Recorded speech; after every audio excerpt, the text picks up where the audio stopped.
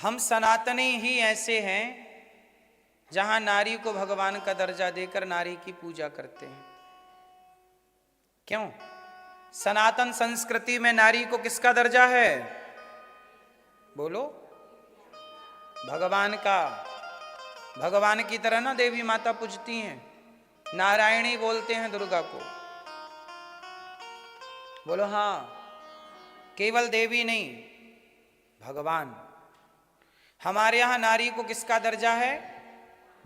हाँ, इस धरती की सभी परंपराओं में सबसे ज्यादा सम्मान नारी का केवल सनातन धर्म में है।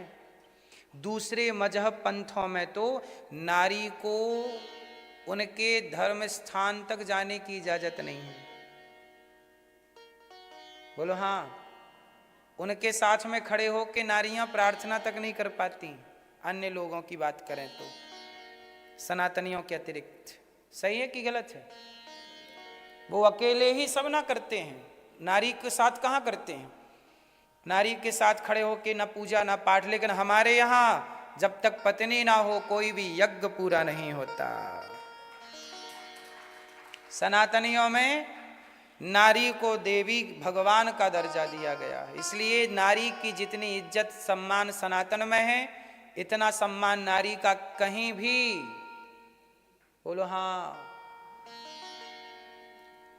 कुछ लोग हैं जो नारी को पूरे ऊपर से नीचे तक ढक के रखते हैं।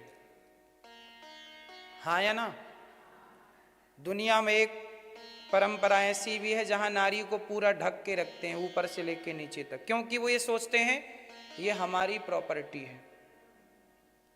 ठीक है, पर देखो कुछ लोग ऐसा है कि नारी को बिल्कुल, जैसे लंदन में है, अमेरिका में, यहाँ की जो यहाँ कुछ नारियां हैं वो देखो कपड़े गायब हैं। कुछ एक तरफ तो नारी को पूरा ढक के रखा जाता है ऊपर से नीचे तक, तो किसी परंपरा में पूरा ढका जाता है तो किसी परंपरा में पूरा खोल के रखा जाता है। कहते हैं कि ये हमारी प्रॉपर्टी है तो हम ढक के रखते हैं, तो कुछ लोग कहते हैं ये पब्लिक प्रॉपर्टी है तो हम ढक के नहीं रखते। बोलो हाँ, ये लिव इन कल्चर क्या है? Public property. लेकिन हम सनातनी लोग ना हम पूरे ढकने पे विश्वास करते हैं ना पूरा खोलने पे। हम कहते हैं कि नारी दुर्गा है, नारी लक्ष्मी है, नारी अन्नपूर्णा है, तो आप सदा मर्यादा में रहिए, मर्यादा के बंधन में रहिए, पुरुष भी और नारी भी। हमारे यहाँ पूरा ढकने की, पूरा खुला छोड़ने की कोई ऐसी बातें नहीं। हमारे यहाँ किस में रहने की बात है? मर्यादा। राम किस में है? राम पुरुष हैं, पर किस में है? मर्यादा पुरुषोत्तम। पुरुषों में उत्तम है राम, और वह किस में है? मर्यादा में। और उन्हीं की पत्नी माता सीता, वो किस में है? मर्यादा में है। मर्यादा पुरुषोत्तम राम की हम पूजा करते हैं, तो हम सनातनी मर्यादित समाज है। ऐसी मर्यादा जहां पुरुष की भी पूजा होती है और नारी की भी पूजा। शंकर जी के मंदिर में अकेले शंकर जी नहीं होते, पार्वती जरूर होती हैं। राम के मंदिर में अकेले राम नहीं होते, भगवती सीता होती हैं। हमारे यहाँ युगल उपासना है। किसकी उपासना? युगल मतलब जोड़ी। अकेले नारायण की नहीं, लक्ष्मी नारायण। अकेले सीता की नहीं, सीता राम सहित सीता, सीता राम। गौरी शंकर, लक्ष्मी नारायण, राधा कृष्ण। हमारे यहाँ ये परंपराएं हैं, इसलिए हमारे यहाँ की स्त्री भगवान के रूप में पूजती है। इसलिए मेरी माँ, यदि समाज आपको भगवान के रूप में देखता है तो आपको भी उस भगवान की भगवत्ता को बनाए रखना चाहिए। आपका धर्म है, उस मर्यादा में आप रहें। और पुरुष को यदि समाज सम्मान देता है तो पुरुष भी अपनी मर्यादा का अतिक्रमण ना करे, उल्लंघन। यदि आप हमें सम्मान देते हो तो हम भी उस सम्मान पे खरे उतरें, ये हमारी जिम्मेदारी है। समाज आपको इज्जत देती है तो आप उस समाज की इज्जत में खरे उतरें, ये आपकी जिम्मेदारी है या नहीं? इसलिए हमारे यहां सबसे पहले स्त्री आई और स्त्री का सम्मान सबसे पहले है। इसलिए हमारे यहाँ सनातनियों में सबसे ज्यादा सम्मान स्त्री का है, नारी का। इसलिए दास अनिरुद्ध हम वृद्ध माओं के चरण दबा करके नारी का सम्मान करते हैं, सेवा करते हैं। एक सज्जन मेरे से बोले, गुरुजी भगवान होते तो किसी लड़की का बलात्कार हो रहा था तो भगवान क्यों नहीं आए? इतनी गरीबी है, लोग भूख से मर रहे हैं, भगवान क्यों नहीं आए? लोग बाढ़ से मर गए, भगवान होते तो आए क्यों नहीं? अरे पागल, द्रौपदी की साड़ी उतर रही थी तब भी भगवान नहीं आए। बताओ कब आए?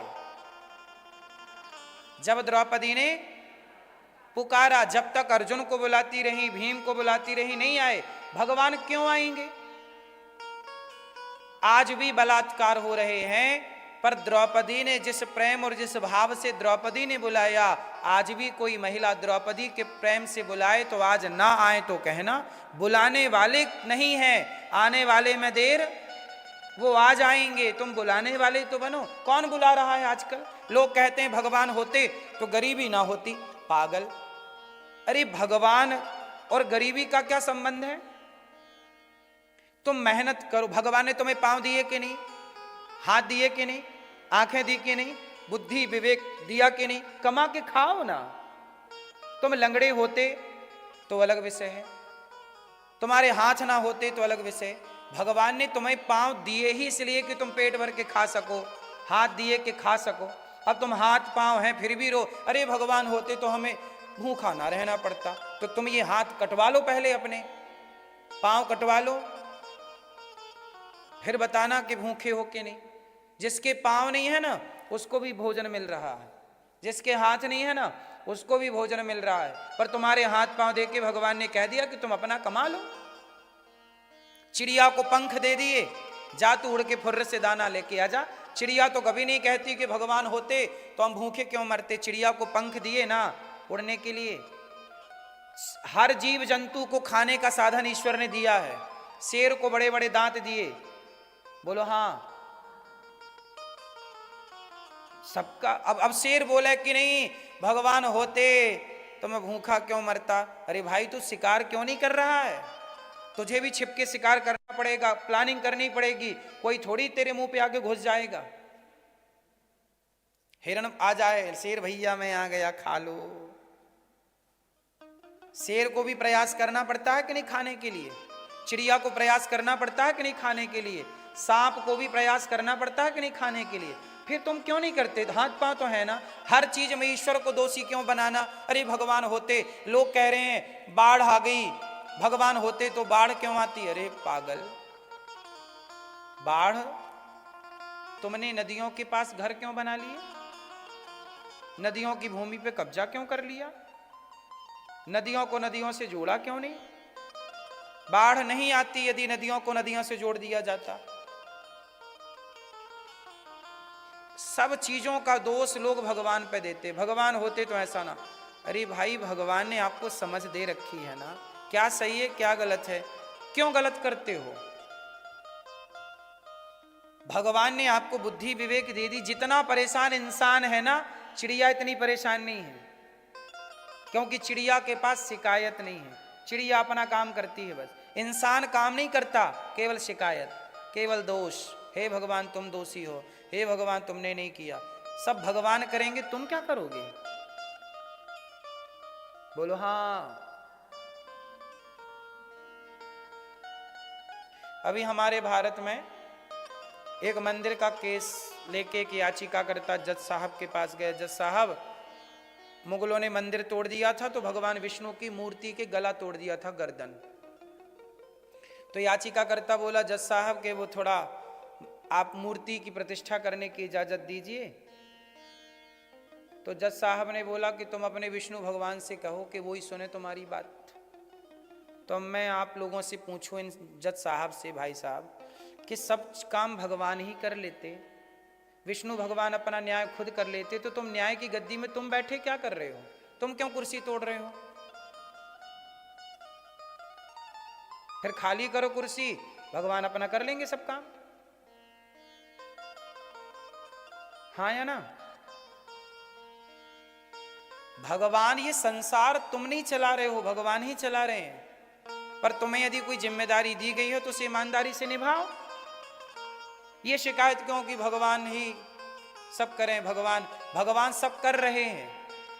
तुम्हारी माँ के पेट में 9 महीने तक तुम्हारे पापा जी बनाने नहीं गए थे तुम्हें। माँ के पेट में 9 महीने तक तुम्हें भगवान ने ही रचा है, बनाया है। क्यों? 9 महीने तक पेट में जब थे तो किसने बनाया? बोलो मेरी माँ। तो जिसने तुम्हें माँ के पेट में बना दिया ना, वो अपना मंदिर भी बना सकता है, सब कर सकते। लेकिन भगवान को लग रहा थोड़ा तुम बैठे हो तो कर लो, तुम अपना भी काम नहीं कर पा रहे हो ठीक से, न्याय गद्दी पे बैठ के न्याय नहीं दे पा रहे हो, तुमसे क्या संभावनाएं हैं, क्या उम्मीदें हैं? हाँ या ना? आदमी अपना काम परफेक्ट नहीं कर रहा ना मेरी माँ, इसलिए परेशान है। आरोप भगवान पे, भगवान ने ऐसा किया। एक आदमी बोला कि भगवान नहीं होता, भगवान होते तो ये गरीबी क्यों होती, लोग भूख से क्यों मर रहे होते। तो एक नाई के पास गया, एक बड़ी बड़ी दाढ़ी लेके एक आदमी बोला, भैया नाई होता ही नहीं है, नाई होता तो मेरी दाढ़ी इतनी बड़ी कैसे हो जाती, नाई तो होता ही नहीं है। तो नाई बोला, भाई साहब मैं हूं, तू कभी हमारे पास आया ही नहीं, जब तू आएगा तब ना हम तेरी सेविंग करेंगे और ये सब काट छांट के ठीक ठाक करेंगे तेरे। तो भाई बाल काटने वाला नाई तो है, तुम उसके पास जाओगे ही नहीं तो ये बाल कैसे सेट होंगे?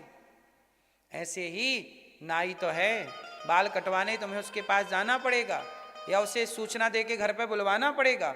अब आप कहो जी नाई होता तो मेरी दाढ़ी इतनी बड़ी कैसे होती। ऐसा ही है कि भगवान के पास जाके भगवान की प्रार्थना करके कहना पड़ता है। द्रौपदी ने कहा तो पुकार सुनी गई, नहीं कहा होता तो द्रौपदी की भी पुकार ना सुनी जाती। तुम प्रेम से उस भाव से कहो तो सही, फिर भगवान ना सुने तो बताना। बोलो मेरी माँ। भगवान पे आरोप, सबसे ज्यादा आरोप किस पे लगते हैं पता है? भगवान पे। सबसे कठिन काम है भगवान बनना। यदि आपको मैया 2-4 दिन के लिए भगवान बना दिया जाए ना, तो आप झेल पाओगी? आपके घर की शिकायतें आप झेल नहीं पाती हो, 4-6 शिकायतें। भगवान बनना मतलब बहुत टेढ़ा काम है। इसलिए भगवान को धन्यवाद दो, परेशान ना किया करो। हे ईश्वर जो दिया है बहुत है, कमाओ खाओ, हर चीज में ईश्वर दोषी नहीं होते हैं, कुछ चीजों के दोषी हम भी होते हैं।